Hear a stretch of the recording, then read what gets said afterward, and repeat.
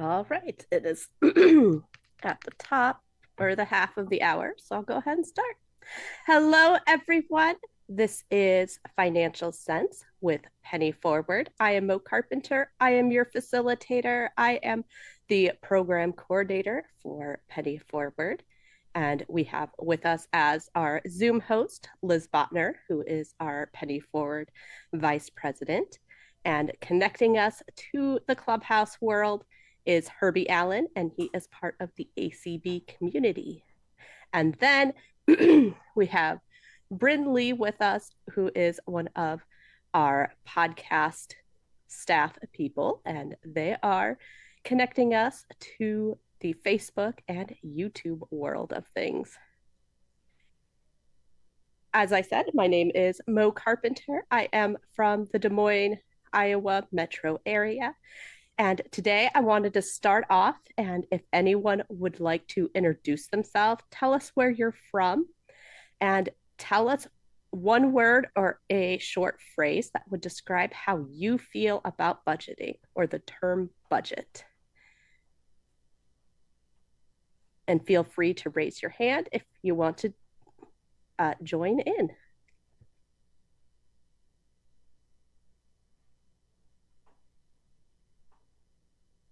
Do we have any hands, Liz?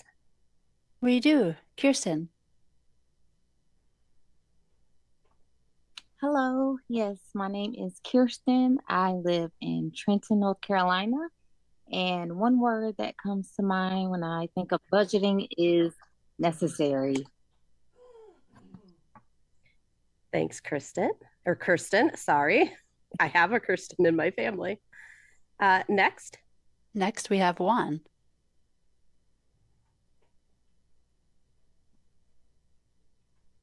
Yes, good evening. This is Juan. Second or third time on this call. A word, what was the question again? A word that what now? A word or short phrase that describes how you feel about budgeting or the term budget. When I think of budgeting, I think of determination. Because if you have a goal and you want to, especially like saving up for something, is you have a goal in mind. So when I think of budgeting, I think of determination and goal setting for me. Thanks, Juan. Do we have any hands up in Clubhouse, Herbie? I'm going to assume, I guess we do not. He was said he would raise his hand if he had anybody. Sorry, Herbie. Yes. Liz, any other hands here in Zoom? We do. Rick, hello. Hi, I'm Rick. I in the Orlando area of Florida, and for a budgeting, I'm going to have to even go stronger and say it's a requirement for me anyway. Awesome. Any other hands, Liz, or does that clear our hands? Not at this time. Well, thank you everyone who participated.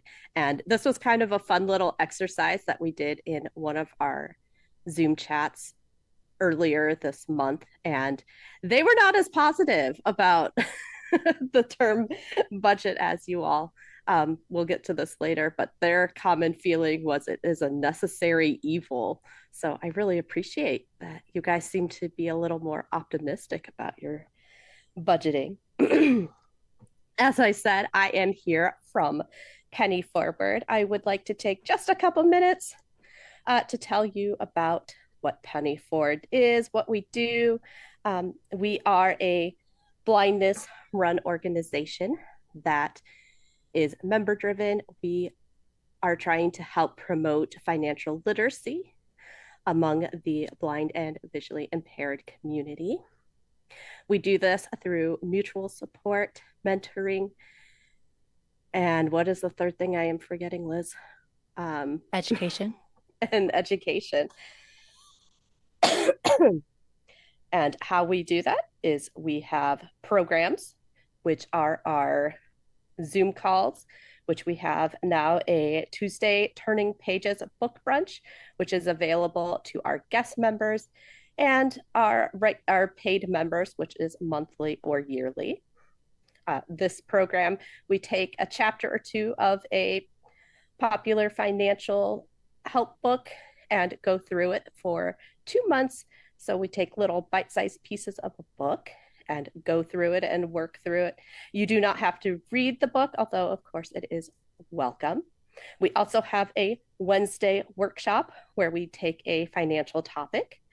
And this financial sense call is also our public program. And these financial sense calls are kind of a summary of the workshops that we have tried to do over the month.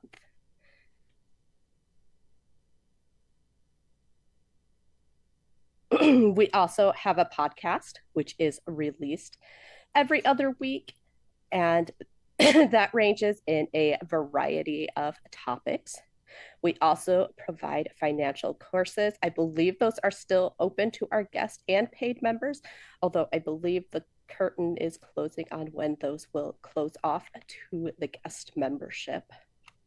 You can find us on several social media platforms. You can find them all on our Penny Forward website, which is pennyforward.com, but just an idea. We are on Facebook. We also have a Facebook group, which is free for everyone to join, and we welcome everyone. We are on IG, Mastodon, TikTok, and X. I believe we are still there. YouTube. Oh, and on YouTube. Thank you, Rick. But today, we want to kind of talk about how you feel about your budget and kind of learning to like how you speak about your budget, because we know that how we speak about our budget actually helps us work on our budget. We also, since it is the month of love, want to talk a little bit about our relationships and how to best do those on a budget. We're also going to cover some basic budgeting types. And we're going to round it up with a little bit talk about YNAB, because we have some exciting things to announce about YNAB.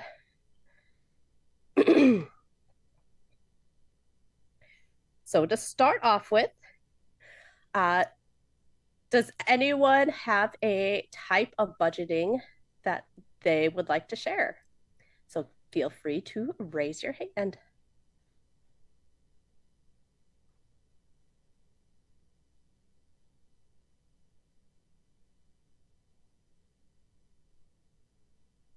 Liz, do we have any hands?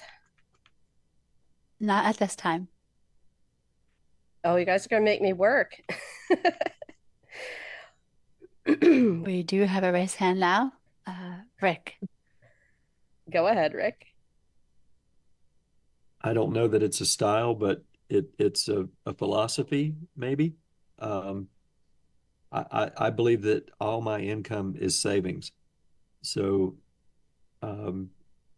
anything that comes out of savings is deliberate and decided.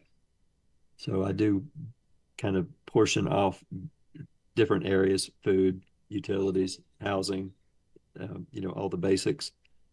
I try to give myself pretty liberal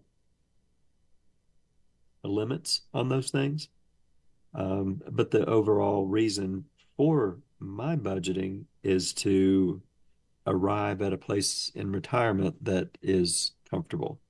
So my primary goal is investing for my retirement. So as long as I meet that goal, the others tend to be, like I said, a little more liberal. But fundamentally, the idea there is that it's all savings. Everything that gets spent is coming out of my savings. So, like I said, a philosophy. Would you say that maybe it's closer to like a zero-based budget or a 50-30-20 budget, or is it just kind of a random idea that you've come up with? I hesitated to even say anything because it doesn't really fit any of the quote unquote traditional type Right. budgets. I just have a pretty high goal I guess a goal is the right word, for what I need to invest every year to make it to what my long-term goal is for retirement. So, It's kind of reaching out for that FI world, and that's financial independence. right. And I've arrived at an age where it's more important to know that when I maybe can't work, or when it's more difficult, or when I don't want to, I don't have to. So kind of kind of priority driven and circumstance driven. Well, awesome, Rick. Thanks for that input. Sure. Couple ideas that we talked about. Does anyone know what a 50-30-20 budget is? Feel free to raise your hand.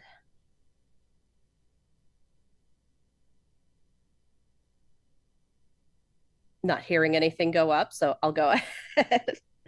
A 50-30-20 budget is where you have 50% of your income that goes to your basic expenses, 30% goes to your more of your wanted expenses and those more fun things.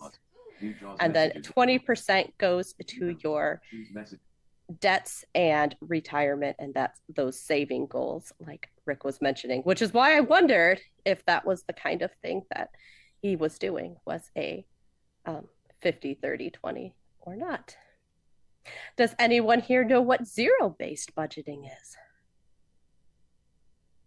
And I heard Julie, you join, and I'm pretty sure you know what zero-based budgeting is. Enough like being put on the spot. Do you want to share? Okay. Because it is the Dave Ramsey principle, kind of. Yeah. So you literally give every dollar a job, like a purpose, you write everything out before your month actually begins, or maybe like first day of, and you literally give every dollar an assignment. And that is leaving nothing at the end. Yeah, it doesn't mean a zero bank balance. It just means that you like designate, this is going to go here, this is going to go there, this is going to go toward this goal, and you stay with that. Right. And that's why I kind of asked, I think you might have came in after Rick said that his kind of budgeting plan that he does, and I asked him if he thought it was kind of zero based, because I could have put it probably in either that or in the 50-30-20. And then, oh, Vaughn, go ahead. I heard your hand go up. Oh, it's okay. Go ahead. I'm still trying to get situated. So. Oh, I heard Juan raise his hand. Yeah, this is Juan again. There you are. Yeah, hello. I was trying to get on mute, and the Zoom is acting weird. I've never tried the 50-20-30 thing, but I have done it. I have tried where you get so for example, like my direct deposits, they go into checking, right? So I always I did try to put 20% into savings deal.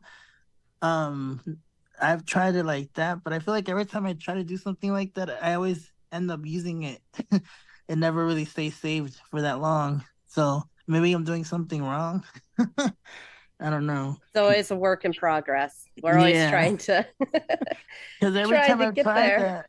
that, because I've always tried to do, because this is actually up my alley, this financial stuff, and every time I try to do something like that or whatever, like I said, I always feel like I need it, and it's like, well, I'm not really saving. Right. And a lot of that just takes a lot of time and practice to get the art of budgeting closer to it's an art form. It'll never be perfect. Okay. Okay, thanks. And the last kind of budgeting that we talked about earlier this month was what we called tactile budgeting. We thought this would be kind of fun for our blind and visually impaired community, as it's a more hands-on approach. And what we just said, this was kind of your envelope system. So actually having that physical item that you put physical money into, and so that you can actually have that tactile experience. That some of us are visual learners, and in a sightless world, being a visual learner isn't always the easiest path to be on. But then I want to shift gears and kind of change into that aspect of sweet talking, as I like to call it, to our money or to our budgets, and talk about how we feel and how that can kind of shape how we view our budgets. So, like I said, in our little breakout group, we talked about this, and the necessary evil topic came up. And the problem with calling it a necessary evil is that you dredge it. You don't want to do it. You do everything you can to avoid doing a budget. And by just flipping some of those terms around, instead of calling it a necessary evil and calling it, this budget is a way for me to tell my money what I want and for it to fund my priorities.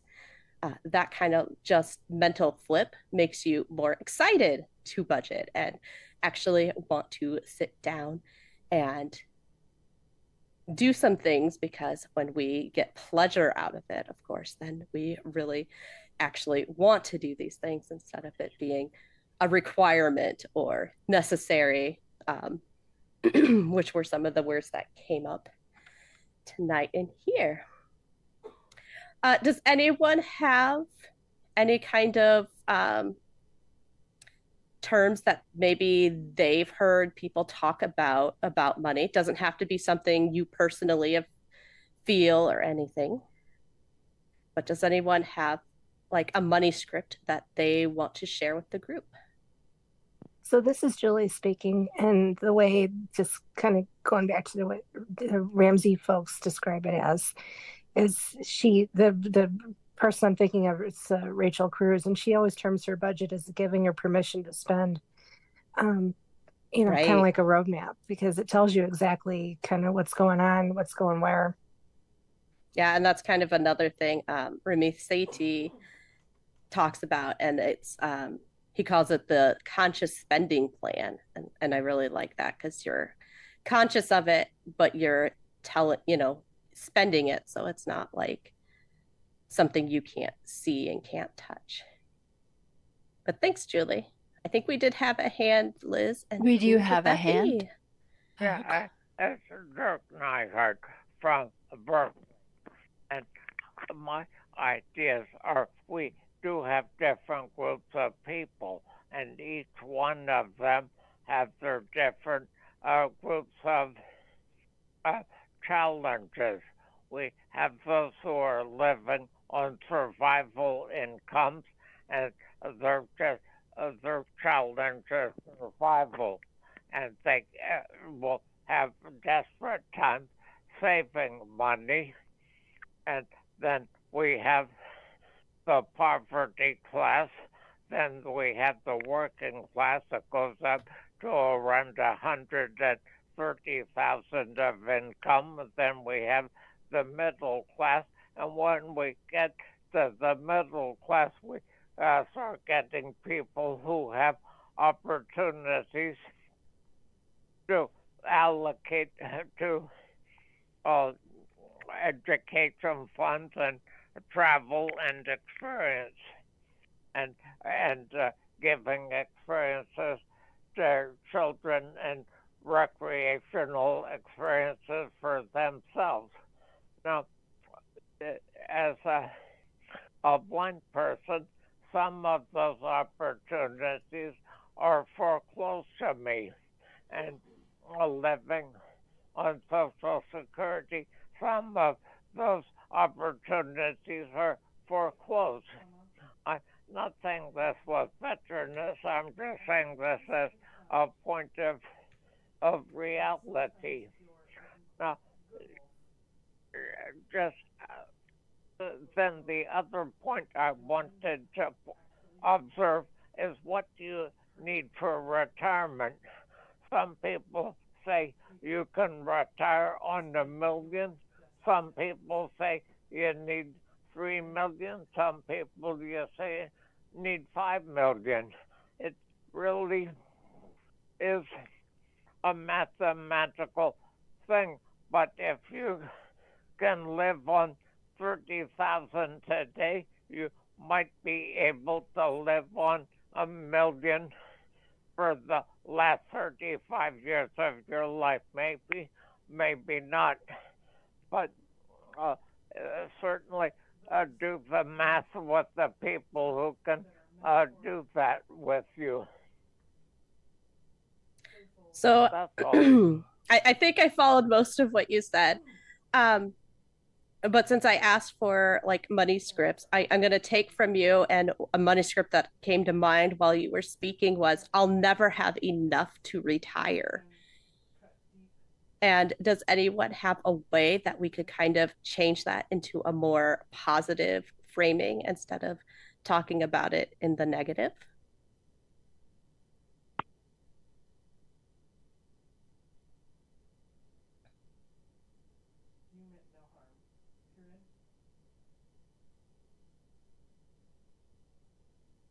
Any hands, Liz? Not at this time.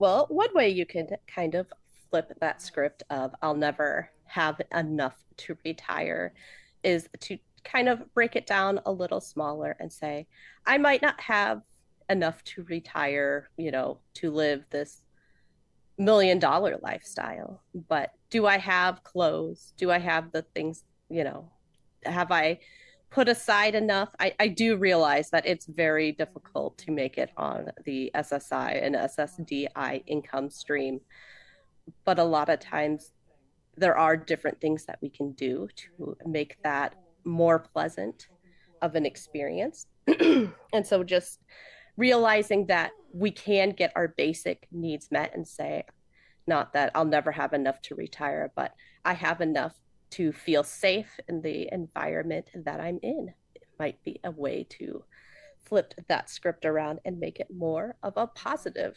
script. Does anyone have any thoughts on talking positively before we move on?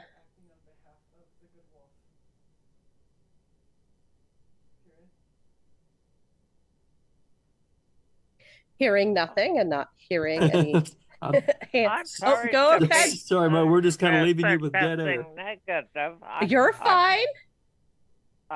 I just want to say positively that you're so right to having clothes on your back and heat in your home and food in your belly. That presents wonderfulness that not many human beings. And I think we have a society that will give us that for at least another couple of decades. Anyway, that is wonderful, and let's keep making it wonderful. Right. For as many people for as long as we can. Yes. Right. And they'll figure out some way to make the system continue on. It might not look like what it looks like today, but they will find a way, because when people have paid into something, they're very reluctant to let it go. It's just it'll have to change, and that's okay. So I want to switch gears and kind of talk about relationships and how we can better work as a couple on doing a positive relationship. Does anyone here is in a relationship? I guess you can just raise your hand and Liz can take account for me. You don't need to unmute. Just curious who here is in a relationship with someone else, or is in a financial situation where you pool your income with anyone else.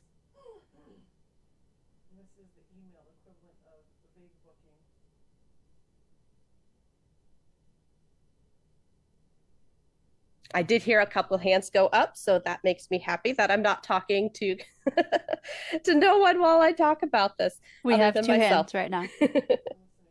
So a couple. A couple of hands a exactly. couple of couples. That's awesome. But things to keep in mind when we're budgeting as a couple is that you want to make sure that you keep the um, communication line as open as possible. Does anyone want to give some tips on ways that you can, other than open communication, have a positive relationship with when you have are partnering with? Sorry, let me try that again. Does anyone have any ideas on how you can have a positive relationship with money, or have the strategies that will help you have that positive relationship?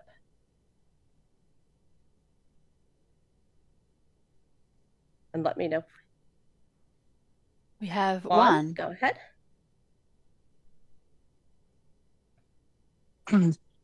Yes, this is one. So to answer the question about budgeting with a couple, I just actually this is all new to me actually. So I just started this. Me and my girlfriend been dating almost 4 years, and we just barely moved in almost a year ago. And just recently we started not necessarily like joining checking accounts together, but more me being on her credit card.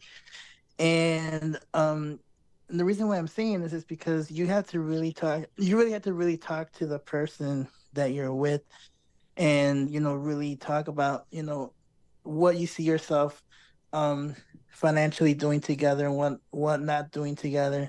Like example, we decided, okay, the credit card thing's cool, but as far as checking and savings accounts, it's easier if it's separate. Maybe one day do a savings together. I mean, obviously in the future and when we get married or whatever. But as of right now, it's just a credit card. And it seems like it's, to me, we've always had a good relationship, but I feel like, especially now that we're doing the whole credit card thing, like it's a lot stronger, I feel like, in the relationship, because like you said, we've always had a good communication, but I think it opens up a lot more communication as well. So I think you're right in the sense that it is a lot. You have to really, really, really, really sit down and communicate with the person, and just really talk things You're out and just agree. you're working on building that trust, Right, which is a and that's building real. trust. Yeah. I, I don't know if I would go on the same credit card as a not significant other, but that's, your choice. Your, Yeah. personal finance is personal, so you do you.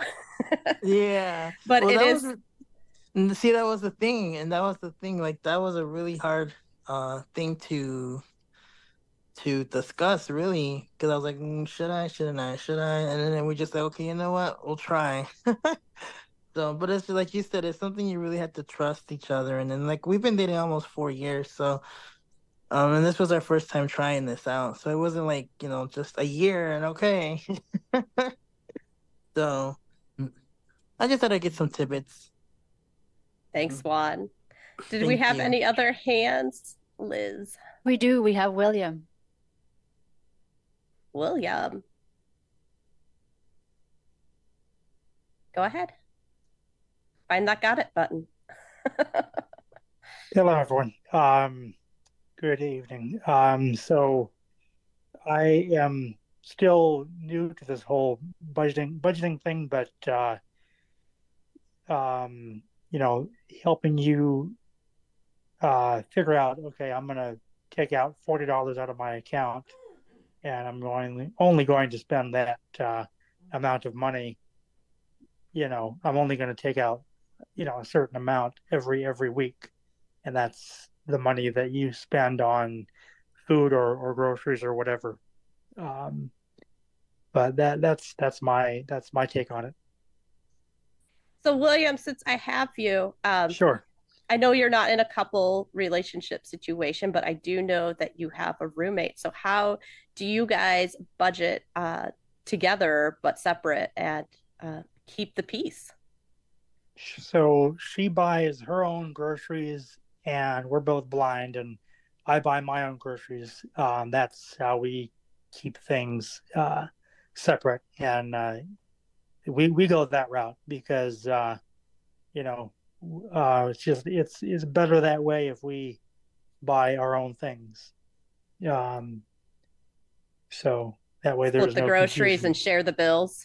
Well, the shared Exactly. bills. Yes. Yeah. Yes. Awesome. Exactly.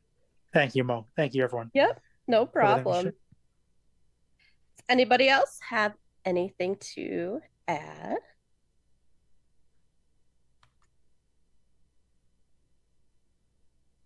A couple other ideas for you all for ways to, or strategies rather, to keep those open lines of communication is to make sure that you do have that emergency fund.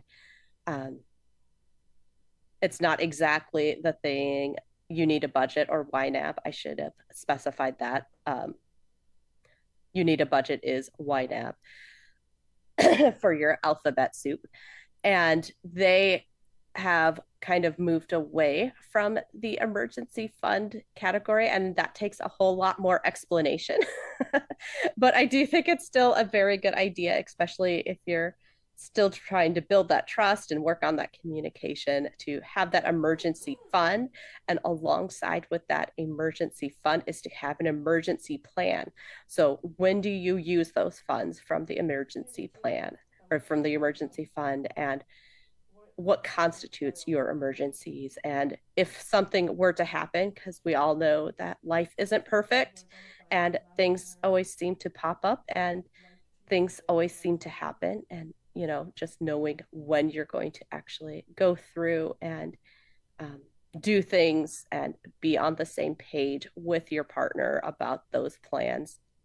Another thing is to talk about things like that emergency plan, but just anything in advance of when it's actually going to happen. That way, you don't have a heated argument and then try to come to an agreement about some kind of topic that you need to discuss, and to have that discussion when things are nice and calm. One way to do this is through things like budget dates. And the reason that at least YNAB says to use the term budget dates over meetings is because dates, you can keep it a lot more fun, a lot more relaxed, and we all kind of aren't so excited about coming to a meeting. And sometimes keeping it on that date spectrum really helps us keep a more positive outlook and helps us learn to actually enjoy budgeting and all those kinds of things. I'm trying to think if I'm forgetting anything, and anyone else, if you think of something that I might have missed, go ahead and raise your hand. Um, One other thing is to be on the same page when it comes to uh, dealing with debt and dealing with your credit cards, and making sure that you do know what kind of debts your partner has and where they are on their priority list for getting rid of them, because of course debt is a stressful situation. So we would love to see you get rid of debt as quickly as possible, but we know that it is very difficult within our community to get rid of that debt.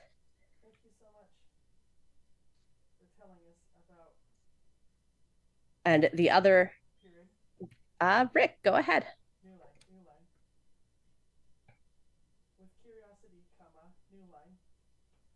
I heard your hand go up.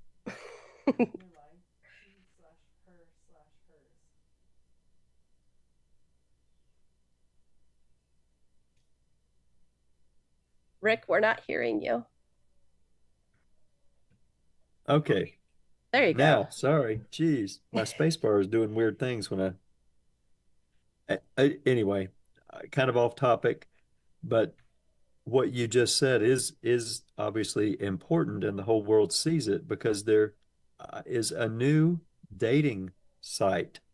Interestingly, as you're talking about relationships and the relationship and money, or the relationship with money in that, um, ironically, it's called Score, and the purpose or the pretense here is that you don't get in without at least a 675 credit score.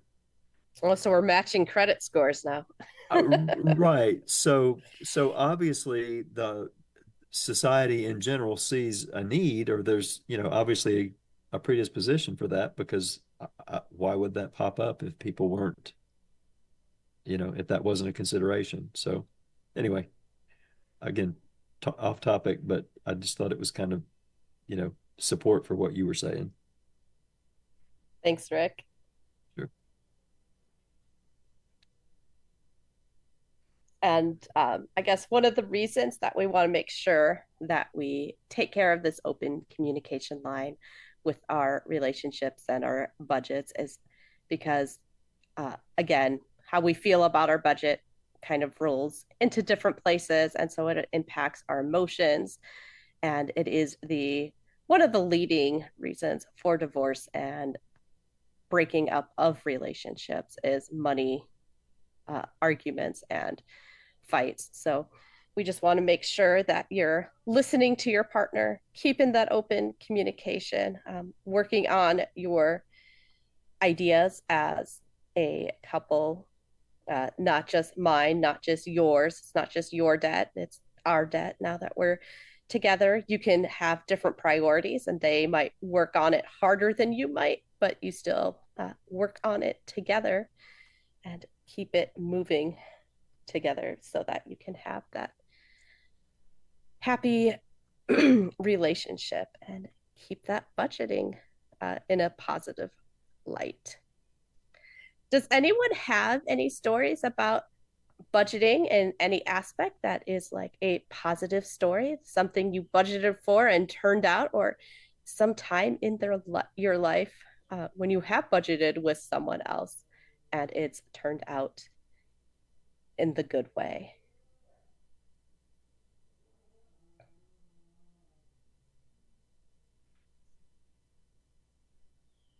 Well, I'm not hearing any hands, so I'll go ahead and share. I'm sure Liz is probably tired of the story now, but share my story. My family, I currently have a junior in high school. He will become a senior next year.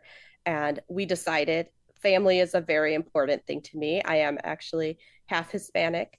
So my family, or at least my dad's side of the family, still mostly resides in Chile. My husband is from the US and a very typical uh, Midwestern lifestyle. So he's never been to another country. And I thought it would be really fun. And this is something we're currently budgeting on and working together on. And so we are budgeting for a trip to Chile to meet well, for me to see my family, for them to meet the family. And we're going to will be senior in high school to go do that trip. We'd wait till he's done with high school, but my dad said that that is a time that you don't want to be in Chile because he thinks 50 degrees sounds intolerable. I think it sounds lovely, but I need his assistance to get us around. So that is our current uh, fun budgeting story that we have going on, where we're working together. Like I said, family is important to me. Travel is important to my husband, and different countries is really important to my soon to be senior. So we hit everybody's priorities. We talked about it. We're going to be working on getting passports. And thank you, Julie, for noticing that podcast that was coming up. I also noticed it. And so I'll be listening to that. And that's just kind of a fun thing that we have. Did anybody raise their hand while I was talking, Liz? No, they did not. And thank you.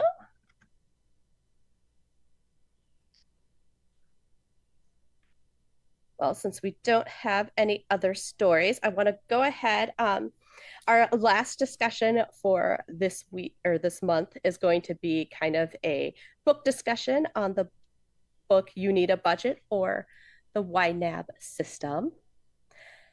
By show of hands, do we have anyone here that has read the book You Need a Budget by Jesse Meekum?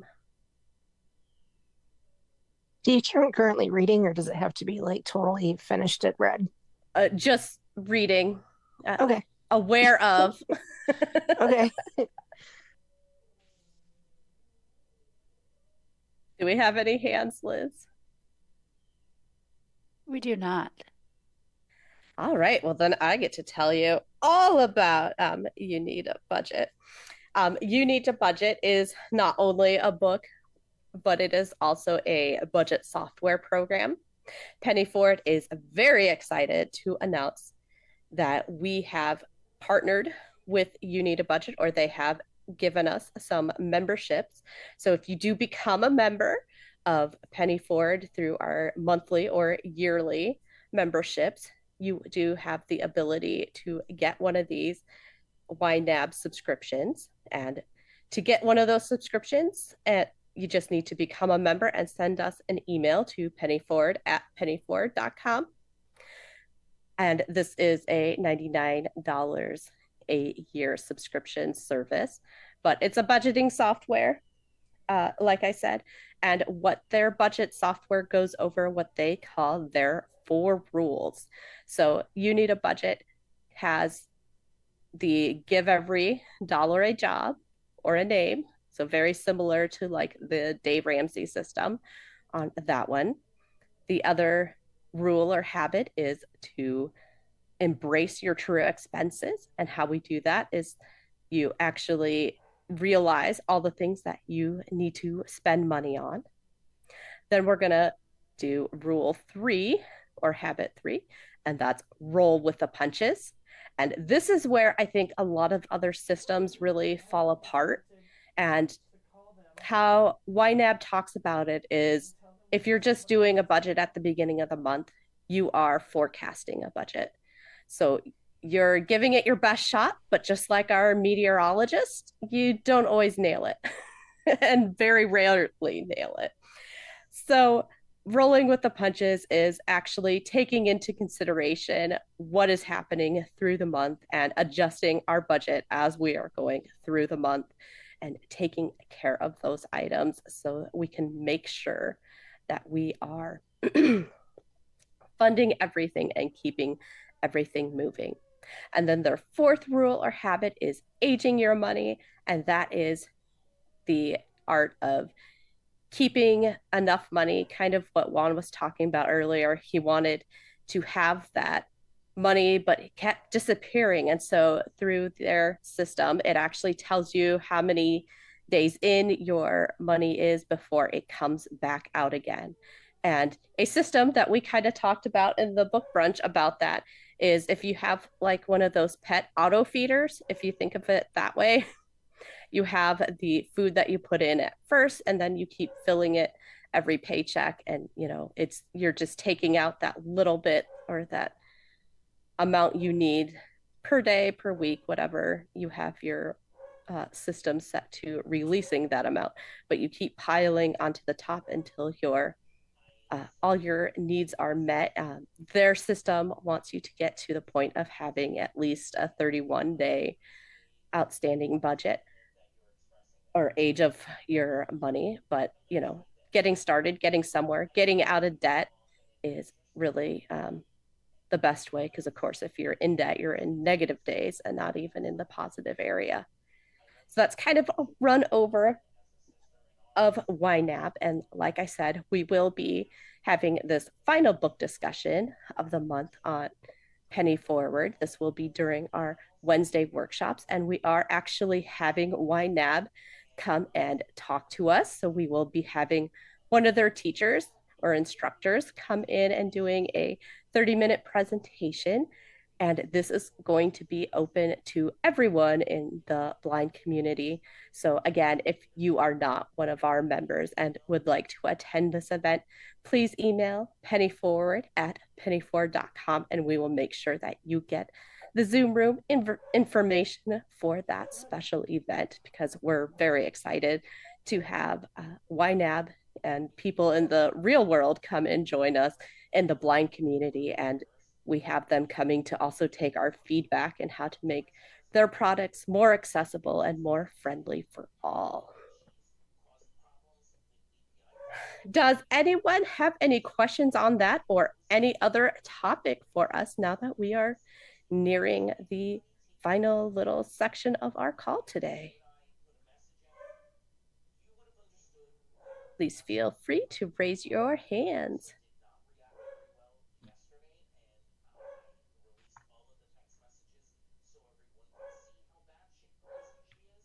No questions? No comments?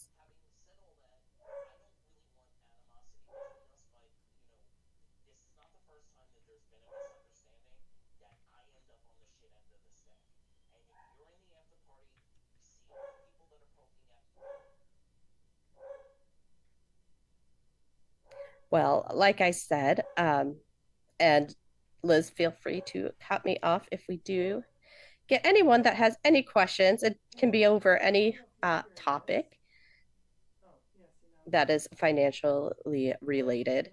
Um, Feel free to raise your hand. Again, Penny Forward, we are a group of blind people helping blind people.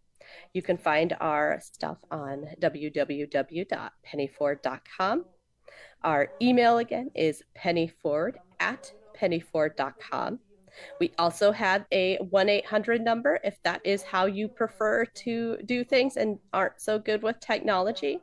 And that is 888-332-5558. And again, if you need any of this information, again, just send a message to community@acb.org and they will make sure to get that message along to us and we will get back to you.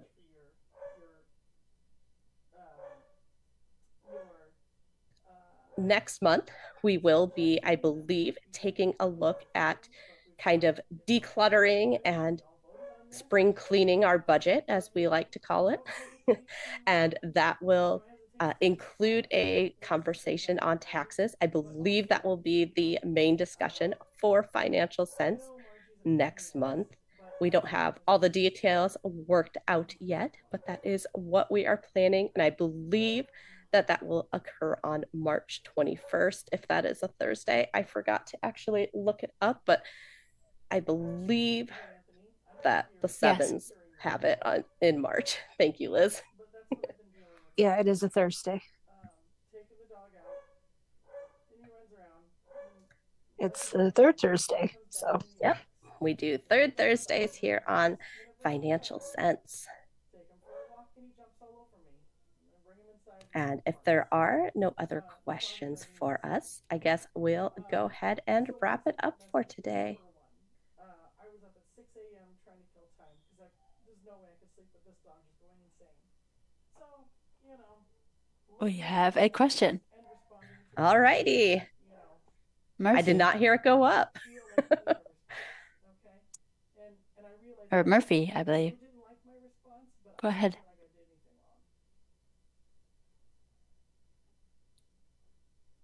If you raised your hand, you are good to go.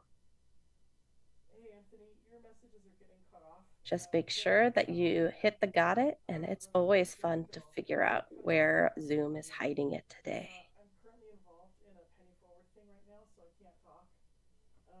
But anyway, F6 can kind of sometimes help get you into the right area, or the tab.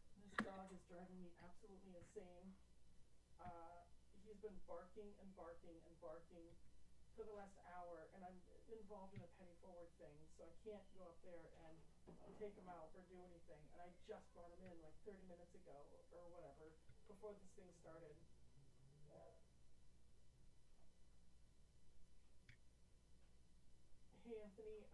It's still showing you as Yes, muted. Murphy, it's still showing you as being muted. I have sent a prompt, but as well earlier. I can send another one. Sometimes Zoom is just zoomy.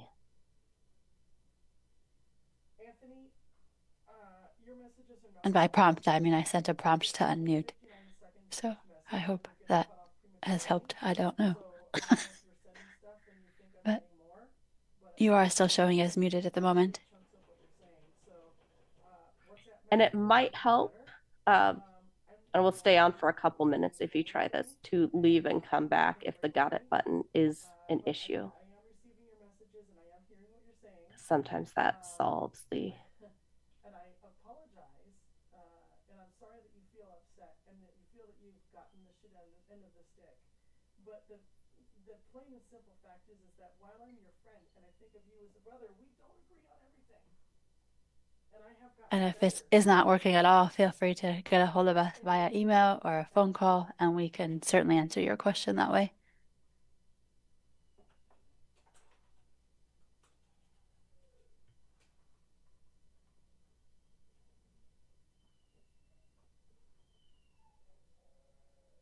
Well, I guess thank you everyone here tonight for coming.